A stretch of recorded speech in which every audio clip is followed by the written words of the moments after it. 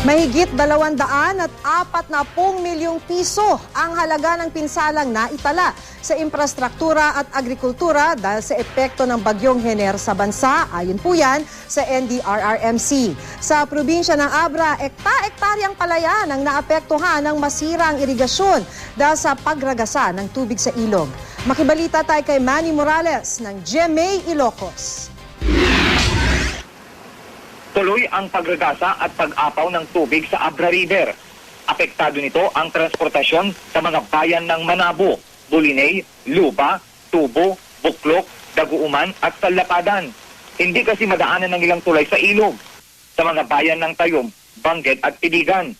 Napinsala na rin ang pagragasa ng tubig, ang irigasyon sa mga sakahan. Dakilo na may ati ipan naka-apektar lagi ito ipan.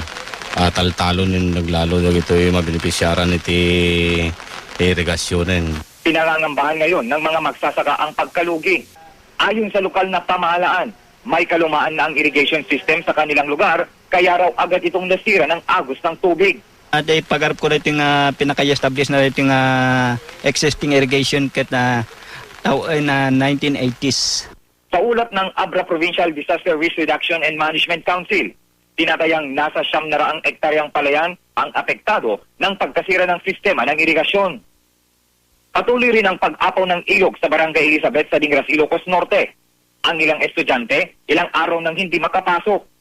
Nasa kabilang bahagi kasi ng ilog ang kanilang eskwelahan.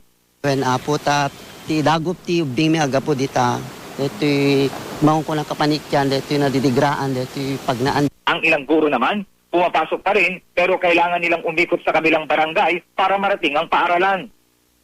Apektado sa pag-apaw ng ilog ang mga residente sa 4 na barangay.